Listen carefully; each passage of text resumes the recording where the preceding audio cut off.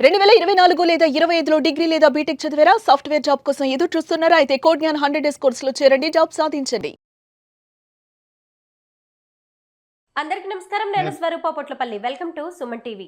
Gold market లో గంట గంటకి రోజు రోజుకి సీన్ మారిపోతుంది. చరిత్రలో ఎప్పుడూ లేనంతగా బంగారం వెండి ధరలు పెరిగిపోయాయి.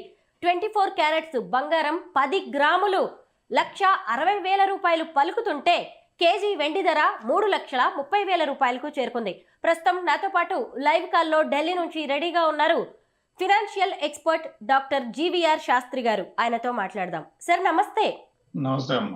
బంగారం వెండి ధరలు బగ్గుమంటున్నాయి. అసలు కొనాలంటేనే భయపడాల్సిన పరిస్థితి వచ్చింది సార్. బంగారం వెండి ధరలు పెరగడానికి కారణాలు ఏంటంటారు? అంటే బంగారం అనేది ఇట్స్ రిజర్వ్. బంగారం అనేది ఫైనాన్స్, మన ఫారిన్ ఎక్స్చేంజ్ లో ఎక్స్పోర్ట్స్ అండ్ ఇంపోర్ట్స్ కి ప్రతి దేశానికి ఒక రిజర్వ్ గా కరెన్సీ చూస్తే ఇది రిజర్వ్ అది. సో దాన్ని బేస్ చేసుకునే మనం మన క్యాష్ ని ముద్రిస్తాం. గోల్డ్ రిజర్వ్స్, ఫారెక్స్ రిజర్వ్స్ ఈ రెండు కలిపి 115:85. రిజర్వ్ బ్యాంక్ దగ్గర 115:85 అనే ఒక శాతంలో ఉంటాయి. దాన్ని బేస్ చేసుకుని మనం క్యాష్ ని ముద్రిస్తాం. Reserve bank ముద్రిస్తుంది. అందులో రాస్తారు ఆ కాగితం మీద, ఏమని ప్రతి కరెన్సీ నోట్ మీద రాస్తారు. ఇది కనుక ఒకవేళ చల్లకపోతే దీన్ని మాకు తిరిగి ఇచ్చేస్తే అంత విలువైన ఫారిన్ ఎక్స్చేంజ్ కానీ గోల్డ్ కానీ మీ చేతికి ఇచ్చేస్తామని. దాని గ్యారంటీ, మన క్యాష్ ప్రతి రూపాయి ముద్రించిన దానికి ఒక గ్యారంటీ ఉంటుంది. ఆ గ్యారంటీ చాలా స్పష్టంగా కనబడుతుంది. సో కానీ ఇక్కడ ఏంటంటే జరుగుతున్న పరిణామాలు ఏంటంటే, ఎప్పుడైతే డాలర్ ప్రెషర్ మీదకి వచ్చేసిందో, డాలర్ ప్రెషర్ మీద రావడంతో ఏమైందంటే చాలా ఇబ్బంది అయింది. ఎందుకంటే అది కనబడిపోతుంది. పెట్రోలియం ప్రైసెస్ లో ఎంటైర్ అమెరికాలో వాళ్ళకి కావాల్సింది ఏంటి? Thick crude oil. అది ఎక్కడి నుంచి దొరుకుతుంది? Canada, Russia, Venezuela. కెనడా నుంచి తీసుకోవాలంటే వాళ్ళకి $60 చేశారు. ఎందుకంటే వాళ్ళకి one barrel is equal to $60. అక్కడి నుంచి తీసుకోలేకపోతున్నారు, ఎందుకంటే కెనడా రివర్స్ టారిఫ్స్ వేసి. ఇంకా రష్యా అంటారా, రష్యా నుంచి కూడా వాళ్ళు తీసుకున్నారు. వాళ్ళు తీసుకున్నా కూడా అది కూడా $57-58 వెళ్ళిపోయింది. సో అక్కడ మాక్సిమం 100% రిఫైనరీస్ ఉన్నాయి అక్కడ అమెరికాలో. ఆ రిఫైనరీస్ వాళ్ళు ఓన్లీ థిక్ క్రూడ్ ఆయిల్ ని వాళ్ళు శుద్ధి చేయగలరు. సో దానికోసం అని చెప్పి ఇంకా అది ఆల్టర్నేటివ్ ఎవరున్నారంటే ఒక వెనిజులా ఉంది. దాని మీద అంచేత వెనిజులా మీద యుద్ధం చేస్తారు. ఆయన ప్రెసిడెంట్ ని ప్రళాన్ని ఎత్తుకొచ్చేసారు.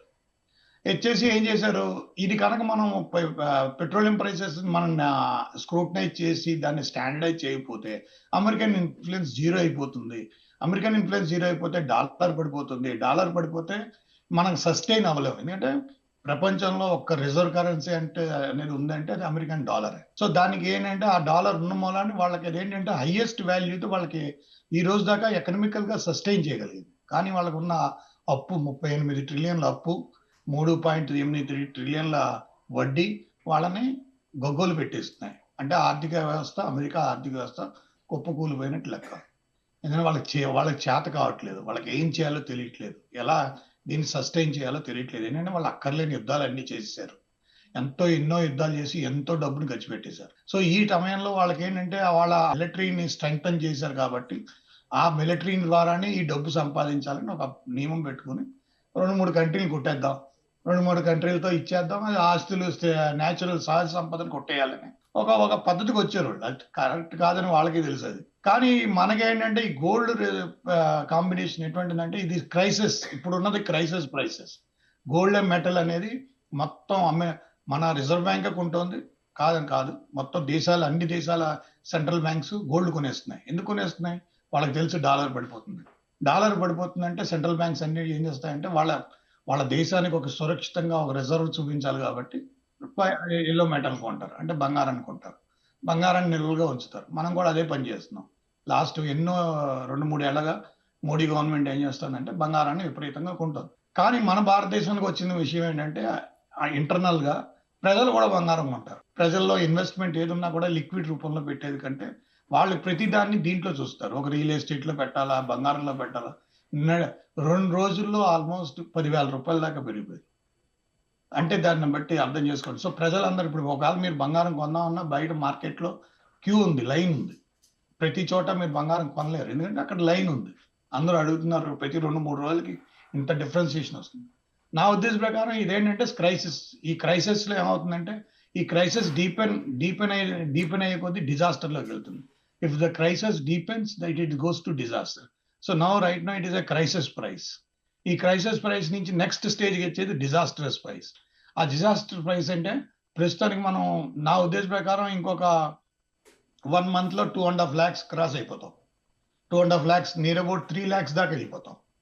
ఇంకా అక్కడి నుంచి $10,000 ounce కి వెళ్ళిపోతాం. $10,000 ounce అనేది డీప్ అది అదేంటంటే డిజాస్టర్స్ ప్రైస్. అంటే ఏంటి, ఇంకా తప్పక కొనుగోలు చేయాలి, మన ప్రతి కంట్రీ సస్టైన్ చేయాల్సి ఉంటుంది వాళ్ళ క్యాష్ రిజర్వ్స్ అని. నేను ఇవాళ మార్నింగ్ రిజర్వ్ బ్యాంక్ ఏం చేసింది, 2 లక్షల కోట్లని బ్యాంకుల్లో రిలీజ్ చేసింది. లిక్విడిటీ అయిపోయిందని చెప్పి, లిక్విడ్ క్రైసిస్ ఉన్నాయి ఇండియాలో అని చెప్పి అన్ని లిక్విడిటీని రిలీజ్ చేసేసింది. 2 లక్షల కోట్లు రిలీజ్ చేసింది. సో దాన్ని బట్టి అర్థం అవుతుంది ఏంటి క్యాష్ వాల్యూ డౌన్ అవుతుంది. సో రేపు పొద్దున్న డాలర్ మంగళవారం మనకి మార్కెట్స్ ఓపెన్ అయిన వెంటనే డాలర్ వాల్యూ పడుతుంది. ఇంకా మనం 92 దగ్గర ఉన్నాం. సో ఇది మెల్లిగా 115 వెళ్ళిపోతుంది. అంటే ఏంటి, దాని వాల్యూ ఇంకా తగ్గిపోతుంది. సో ఇంకా గోల్డ్ వాల్యూ పెరుగుతుంది. సో సార్, వెండి ధర కూడా ఈ రేంజ్ లో ఎందుకు పెరిగిపోతోంది? ఎందుకంటే ఈ మధ్య కాలంలో మనం చూసినప్పుడు వెండికి కూడా డిమాండ్ బాగా పెరిగింది. అసలు 3,30,000 రూపాయలకి కిలో వెండి చేరుకోవడం అనేది చిన్న విషయం కాదు, ఎవరు ఊహించండి. దీనికి కారణం ఏంటి? అంటే వెండి మనకి ఆల్టర్నేటివ్ ప్రైసింగ్ అమ్మా. ఆల్టర్నేటివ్ ప్రైసింగ్ లో ఏం చేస్తారంటే ఆపర్చునిటీ ప్రైసింగ్. వీళ్ళు అమ్మలేరు అంటే ప్రజలు మన దగ్గర కంపల్సరీ గోల్డ్ కొంటారనే ఒక వాదం ఉంది కాబట్టి దాన్ని ఆల్టర్నేటివ్ గా చూపించడం కోసం వెండిని, ఎందుకంటే ఇండియన్ మార్కెట్ ఈజ్ వెరీ, ఇప్పుడు చైనా చోట వాళ్ళు వెండి కొనరు, దేశాలు ఎవరు పెద్దగా వెండి కొనరు. కానీ మన భారతదేశంలో కొన్ని ఏషియన్ కంట్రీస్ లో వెండి కొంటారు. సో దాని మీద ప్రాఫిట్ ఎందుకంటే బంగారుకు బిజినెస్ చేసే వాళ్ళందరూ ఏం చేస్తారంటే వెండిని కూడా ఇచ్చేస్తారు కాబట్టి వాళ్ళు దాన్ని వాళ్ళ సస్టైనింగ్ అంటే వాళ్ళ బిజినెస్ సస్టైనింగ్ కోసం ఈ వెండి ధరలను పెంచుతూ ఉంటారు. దాని డిమాండ్ సప్లై క్రియేట్ అవుతూ ఉంటుంది. ప్రజలకు కూడా ఆల్టర్నేటివ్ ఎక్కడో ఒకటి ఇన్వెస్ట్ చేయాలి. ప్రజలకు మెటల్ మీద ఇన్వెస్ట్ చేయడం అలవాటు అయిపోయింది. సో వాళ్ళు మెటల్ మీద ఇన్వెస్ట్ చేసే బదులు ఏం చేస్తారంటే వెండి కొనేస్తారు. వెండి కొనే కొద్దీ ఆ డిమాండ్ పెరిగిపోతూ ఉంటుంది, సప్లై అడుగుతుంది. ఎప్పుడైతే డిమాండ్ వస్తుందో సప్లై అడుగుతుందంటే వాళ్ళు ఏంటంటే సప్లయర్స్ ఏం చేస్తారంటే ప్రైసెస్ ఫ్లక్చుయేట్ అవుతాయి. అది ఎకనామికల్ పాలసీ, అదేం పెద్ద ఇబ్బంది కాదు. అది బంగారం మొదలు తగ్గిందంటే నేను డిజాస్టర్ ప్రైసింగ్కి వెళ్ళిపోయినప్పుడు ఏమవుతుందంటే ఒక రోజు 20,000 పెరుగుతుంది. ఇప్పుడు ఎంత పెరుగుతుంది, నిన్న ఆల్ ఆఫ్ చేయడం 540 రూపీస్ పెరిగింది గ్రామ్ మీద, ఇవాళ కూడా అంతే పెరిగిపోయింది. అంటే ఇంకో డిజాస్టర్ ప్రైసింగ్లోకి వెళ్ళి ఇప్పుడు ఏంటంటే క్రైసిస్ ప్రైసింగ్. డిజాస్టర్ ప్రైసింగ్లోకి వెళ్ళిపోతే ఏమవుతుంది, గ్రాముకి 5,000, 10,000, 15,000 అంతవరకు కూడా డిఫరెన్స్ వచ్చేస్తుంది. సో అలా వస్తే ఇట్ ఈస్ నా ఉద్దేశం 2026-27 మనకి బంగారపు అంటే మన స్టెబిలిటీ అనేది చూడం. స్టెబిలిటీ అనేది 2026-27లో కనబడుతుందని నేను అనుకుంటున్నాను. ఒకవైపు రూపాయి విలువ పడిపోతుంది, ఇంకొక వైపు సిల్వర్, గోల్డ్ ప్రైసెస్ ఏమో పెరిగిపోతూ ఉన్నాయి. ఈ మార్పులన్నీ మన దేశ ఎకానమీ మీద ఎలాంటి ప్రభావం చూపే అవకాశం ఉంటుంది? మన ఎకానమీ కాదు, మొత్తం ప్రపంచం అంతా ఎకానమీ కదమ్మా. మొత్తం gold it's a global economy, it is a disaster. Global economy పడిపోతుంది, 3.6% పడిపోయింది. 3.6% ఎకానమీ పడిపోయింది. మొత్తం అన్ని దేశాల ఎకానమీ పడిపోయింది, మనదే కాదు, మొత్తం అందరికీ పడిపోతాం. మనం గ్రోత్ రేట్ ఎక్కువ ఉంది, ఎందుకంటే మనది ఏంటంటే అక్కడ ఉన్న కొన్ని దేశాల యొక్క సప్లై లేని మూలన ఆ అవకాశం మనకు వచ్చి ఆ అబ్నార్మల్ అసాధారణమైన అవకాశం మనకు చిక్కి మనం ఏం చేస్తున్నాం, ఎక్స్పోర్ట్స్ చేస్తున్నాం. సో ఆ ఎక్స్పోర్ట్ చేయడం వల్ల మన గ్రోత్ సస్టైన్ అయింది, అంతలోనే ఉంది. సో దానికి మనకి ఎకనామికల్ గా అంత పెద్ద డిఫరెన్స్ కనబడలేదు. కొనుగోలు శక్తి, ప్రజల్లో కొనుగోలు శక్తిలో మార్పులు వచ్చేసాయి. ఆ కొనుగోలు శక్తిలో మార్పులు వచ్చినప్పుడు వాళ్ళలో ఏంటంటే ఒక రకమైన భయం ఉంటుంది. ఆ భయంతో ఏం చేస్తారంటే వాళ్ళు మా పెట్టుబడి కనబడాలి అంటే, రోజు ఇప్పుడు బంగారం కొన్నారనుకోండి, చేతిలో కనబడుతుంది, ఇవాళ మన చేతిలోనే బంగారం ఉంది, రేపు 500 పెరిగిందంటే వాళ్ళు హ్యాపీ ఫీల్ అవుతారు. So it is that kind of it ఏంటంటే సిచ్యువేషనల్ మీద ఎక్కువ ఆధారపడతారు. వాళ్ళ నమ్మకం ఏంటంటే సిచ్యువేషన్ మీద ఉంటుంది. ఎప్పుడైతే ప్రజల యొక్క నమ్మకం సిచ్యువేషన్ మీదకి వచ్చేస్తుందో అప్పుడు గోల్డ్ మీద ఇంట్రెస్ట్ చూపిస్తారు. ఎందుకంటే 24 hours ఎవ్రీ అవర్ మారిపోతూ ఉంటుంది, ఎవ్రీ 2 hours మారిపోతూ ఉంటుంది. దాన్ని వాళ్ళు ఎంజాయ్ చేస్తారు. మా క్రైసిస్ లేదు, ఒకవేళ ఇబ్బంది వచ్చినా మా బంగారం మా దగ్గర ఉంది అంటే ఒక గ్యారంటీ. ఆ గ్యారంటీ వాళ్ళ దగ్గర, అదే రిజర్వ్ బ్యాంక్ ప్లే చేస్తుంది. రిజర్వ్ బ్యాంక్ కూడా తన దగ్గర గోల్డ్ పెట్టుకుని క్యాష్ ముద్రించి మీకు బయటకు వస్తుంది. జనరల్ గా ఎప్పుడైనా సరే గోల్డ్, సిల్వర్ ధరలు పెరగగానే చాలా మంది అనుకుంటారు కొన్నాళ్ళకి తగ్గిపోతాయి అప్పుడు కొనుక్కుందాము అని, కానీ ఎప్పటికప్పుడు పెరుగుతూనే ఉన్నాయి. ఈ టైంలో మనం సిల్వర్ అలాగే గోల్డ్ కొనడం మంచిదా, లేదంటే కొన్నాళ్ళు వేచి చూస్తే మంచిదంటారా? ఇది గోల్డ్ వాల్యూ పెరగడం కాదమ్మా. దాని మీద నేను ఇందాక మీకు నేను చెప్పిన ఏంటంటే crisis pricing and disaster pricing. ఇక్కడ బంగారం విలువ పెరిగినట్టు కాదు, ఒక crisis pricing and disaster pricing. అంటే ఏంటి, అక్కడ 2 ఇళ్ళు ఉన్నాయనుకోండి, డిమాండ్ అనమాట. మనం కొనేసి ఒకళ్ళ మీద పోటీ పడి ఇంకొకళ్ళు అది మేము తీసుకోవాలంటే మేము తీసుకోవాలనే పరిస్థితిలో తీసుకునే ప్రైసింగ్ కాబట్టి దాని ఇవాల్యుయేషన్ కాదు. అంటే దాని సహజ వనరులుగా అది లభ్యమయ్యే ధర అయితే మాత్రం కాదు. అదేంటంటే ఒక మా కరెన్సీ ఎక్స్చేంజ్లో వచ్చిన మేజర్ ఫ్లక్చుయేషన్స్ వస్తాయన్న ఆశాభావంతో, ఎందుకంటే డాలర్ పడిపోతుంది కాబట్టి, డాలర్ ఒక లీడర్గా ఉంది కాబట్టి, అది మధ్య మార్గంగా నిలబడింది కాబట్టి, సో ఆ ఎక్స్చేంజ్ వాల్యూ మీద ఏంటంటే స్పెక్యులేటివ్ మార్కెట్. ఆ స్పెక్యులేషన్ ఏమైందంటే చాలా అది ఎకనామికల్ స్పెక్యులేషన్ అనేది వస్తుంది. ఆ ఎకనామికల్ స్పెక్యులేషన్ అనేది ఇప్పుడు చాలా వరస్ట్గా ఉంది. ఎందుకంటే ఎకనామికల్గా మనం డౌన్ అయిపోతున్నాం. ఆర్థిక వ్యవస్థలన్నీ కుదేలైపోతున్నాయి. అమెరికా వ్యవస్థ ఆర్థిక వ్యవస్థ కుదేలైపోయింది. అమెరికాలో మునుపుడు ఉన్న ఇన్వెస్ట్మెంట్ పెట్టేవాళ్ళు ఎవరు ఉండరు. పెద్ద పెద్ద కంపెనీలన్నీ దివాలా తీసే పరిస్థితికి వచ్చాయి. గ్లోబల్ కంపెనీస్ అన్ని పెద్ద పెద్ద కంపెనీలన్నీ చాలా చేతులు ఎత్తేసే పరిస్థితికి వచ్చినాయి. Even Elon Musk is in a big loss. అతను నిన్న ఎకనామిక్ సమిట్ లోనే చెప్పేశాడు, వీఆర్ సఫరింగ్ మేజర్ లాసెస్ అని. సో ఇటువంటి పరిస్థితులు ఏమవుతుందంటే ఈ స్పెక్యులేషన్ మార్కెట్, ఎల్లో మార్కెట్ ఏంటంటే ఎల్లో మెటల్ ఏంటంటే ఒక రకమైన భావన, గ్యారంటీ అనే భావన. ఆ భావన ప్రతి దేశానికి ఉంటుంది. వాళ్ళు దాన్ని బేస్ చేసుకుని ఎదరికెళ్తారు. సో మనం ఆ భావనలో అందరూ మొత్తం ప్రపంచం అంతా ఉంది, మనమే ఒక్కడమేం కాదు. సో అది ప్రజలకు కూడా వంట పడుతుంది, ప్రజల్లో కూడా అలాగే ఉంటుంది. మనం ఇప్పుడు మీరు ఒక అపార్ట్మెంట్ ఇప్పుడు కొన్నారు, ఇప్పుడు ఎందుకు వేస్ట్ కదా, ఆ ఏ రేట్లు పెరగవు, ఇంకా పడిపోతాయేమో అని భయం. ఆ పడిపోతాయన్న భయం, ఆ స్పెక్యులేషన్ ఏమవుతుందంటే మనిషిని it leads to yellow metal. అదే ఎల్లో మెటల్ వైపు దారి చేస్తుంది. అంటే గోల్డ్ కొనేయాలనిపిస్తుంది.